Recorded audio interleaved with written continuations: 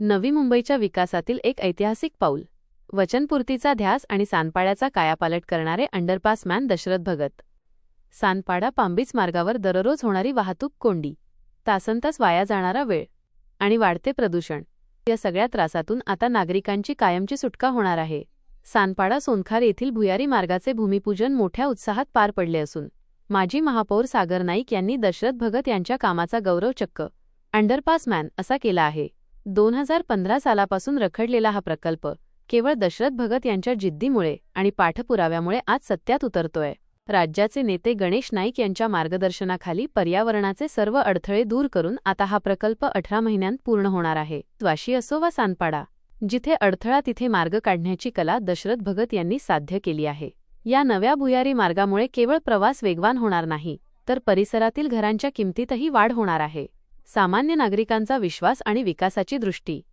सर्वप्रथम मी आदरणीय गणेशजी नाईक साहेब यांचे मी आभार या ठिकाणी मानणं गरजेचं आहे. कारण खऱ्या अर्थानं नाईक साहेब वनमंत्री झाले आणि हा तसा प्रस्ताव तयार 2015ला आम्ही वचननाम्यामध्ये दिलं. त्याच्यानंतर मग 2017 साली सभागृहामध्ये वारंवार याच्याबद्दल पाठपुरावा केला, पत्रव्यवहार केले. त्याच्यानंतर 2019 साली संजीवजी नाईक साहेब आणि सागरजी नाईक साहेब यांच्या पूर्ण अध्यक्षतेखाली बोला किंवा त्यांच्या नेतृत्वाखाली खऱ्या अर्थानं हा विषय ज्यावेळेस कोरोना काळ लागला, कोरोना काळामध्ये नाईक साहेब दर आठवड्याला किंवा महिन्याला ज्यावेळेस आयुक्त साहेबांकडे जायचे, त्या दरम्यान हा विषय आम्ही वारंवार त्या ठिकाणी मांडत राहिलो. आणि मग नाईक साहेबांनी आदेश दिल्यानंतर जबाबदारी संजीव नाईक साहेब आणि सागर नाईक साहेबांकडे दिली आणि सागर नाईक साहेब संजीव नाईक साहेबांनी सिटी इंजिनियर साहेबांसोबत बसून त्या ठिकाणी हा प्रस्ताव तयार करायला लावला. आणि तो प्रस्ताव तयार झाल्यानंतर खऱ्या अर्थानं हा 2021 साली टेंडर फ्लोट झाला. आणि त्याच्यानंतर टेंडर फ्लोट झाल्यानंतर त्याच्यातल्या ज्या काही परवानग्या घेण्यासाठी मग त्याच्यामध्ये एन्व्हायरमेंट क्लिअरन्सचा विषय असेल, CRZचा विषय असेल, झाडांचा विषय असेल, या सगळ्यांच्या NOC घेण्यासाठी ज्यावेळेस संघर्ष करावा लागला.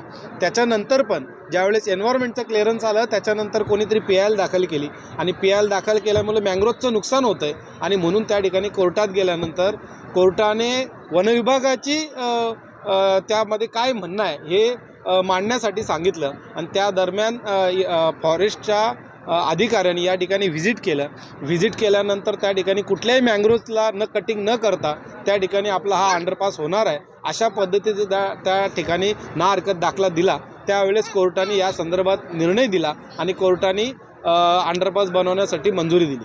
आणि मग त्याच्यानंतर वृक्ष प्राधिकरणाच्या काही NOC ज्या बाकी होत्या, ज्यामध्ये काही झाडांचं स्थलांतर करायचं आहे, काही झाडांची छाटणी करायची आहे, मग त्याच्यामध्ये जो रस्ता उतरण्यासाठी जी जागा आहे त्याच्यातली काही झाडं जी शिफ्ट करायची आहेत दोन्ही साईडला, तर तीही त्याची परवानगी आल्यानंतर आज या ठिकाणी सागरजी नाईक साहेब यांच्या शुभ हस्ते आणि आमच्या सोनखार सानपाडा पांबीच ज्येष्ठ नागरिक सेवा समितीचे सर्व ज्येष्ठ नागरिकांच्या आणि महिलांच्या शुभ हस्ते या ठिकाणी भूमिपूजन झालेलं आहे. मला अतिशय आनंद होत आहे या ठिकाणी, कारण सानपाडा हा टोटल एकूण 9 सेक्टरमध्ये विभागलेला आहे आणि एकूण 9 सेक्टरमधले जे नागरिक जे आहेत हे जर समजा आपण बघत असेल, सेक्टर 1, 13, 14, 15 हा एका साईडला आहे. त्याच्यानंतर सेक्टर 16, 17, 18, 19, 16A हा एका साईडला आहे. मग याच्यामध्ये येण्या जाण्यासाठी हा एकच मार्ग होता, ज्या ठिकाणी मोराज सर्कलपासून नाखवा सीताराम भगत मार्गे पांबीज मार्गाने बेलापूर किंवा वाशीला जाता येत असतो. हा एकच त्या ठिकाणी रस्ता असल्यामुळं त्या ठिकाणी मोठ्या प्रमाणात त्या ठिकाणी ट्रॅफिक होत होती. परंतु आज इथल्या नागरिकांना मोकळा श्वास घेण्याची संधी या ठिकाणी ह्या अंडरपासच्या माध्यमातून होणार आहे. अंडरपास हा खऱ्या अर्थाने किती महत्त्वाचा होता, तर आपण ज्या ठिकाणी यायला एकच रस्ता असल्यामुळे कधीकधी ॲम्ब्युलन्सचा घरापर्यंत पोचण्यामध्ये अडचण होत होती. आग लागल्यानंतर ॲम्ब्युलन्सची गाडी तिथं पोचण्यामध्ये अडचण होत होती.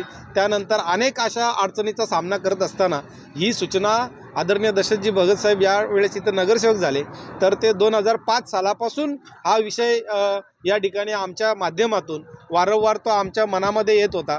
परंतु प्रत्यक्षात तो उतरवण्यासाठी 2015ला आम्ही वचननाम्यामध्ये टाकून हिंमत केली की हे आपण करू शकतो आणि ते आज आदरणीय गणेशजी नाईक साहेब यांच्या आशीर्वादानं या ठिकाणी तो पूर्ण होत आहे. आणि म्हणूनच या गोष्टीचा आनंद घेण्यासाठी आज सगळेच सानपाडा सोनखार विभागातील सर्व नागरिक ज्येष्ठ नागरिक महिला या ठिकाणी ह्या भूमिपूजन सोहळ्यात सर्व उपस्थित होत्या. सानपाडा सोनखार पाम बीच ह्या मुख्य रस्त्यावर केसर सॉल्टर समोर जो भुयारी मार्ग होणार आहे त्याचं एकूण अंदाजित खर्च 33 करोड रुपयाचा आहे. याचं काम जे आहे 15 तारखेला जे चालू होईल म्हणजे 15 डिसेंबरपासून ते त्याच्यानंतरच्या 18 महिने म्हणजे 18 महिन्यामध्ये हा प्रकल्प पूर्ण करायचा आहे. त्याच्यानंतर तो तयार झाल्यानंतर महापालिकेला हस्तांतर करायचं आहे. म्हणजेच 18 महिन्यामध्ये या भागातल्या नागरिकांना याचा वापर करता येऊ शकतो.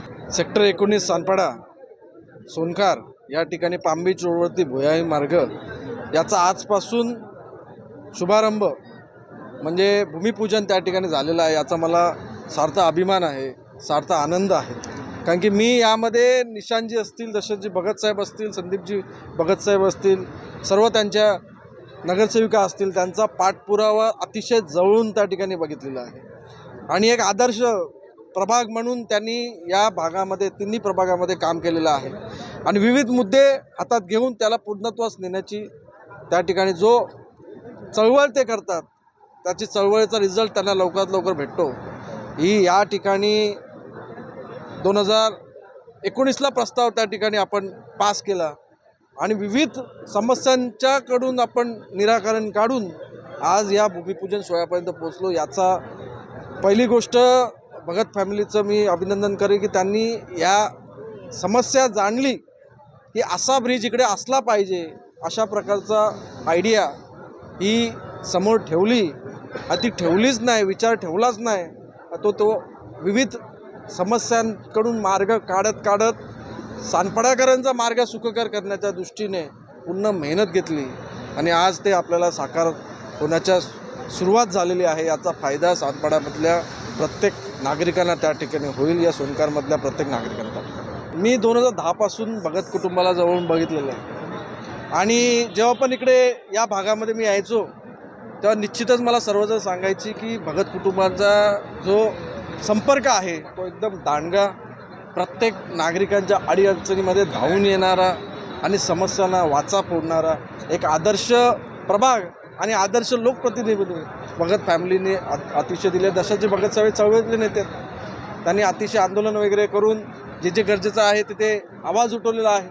नाईक साहेबांच्या ज्या मिटिंग आहेत त्या प्रत्येक मिटिंगमध्ये मोठे मोठे पंच आणून पाठपुरावा करून तो आवाज उठवण्याचं काम, ते पूर्णत्वास देखील नेण्याचं काम दशरथजी भगतसाहेबांच्या माध्यमातून झालं. सानपाड्याच्या प्रगतीचा हा नवा मार्ग आता अधिक सुखकर आणि सुरक्षित होणार आहे.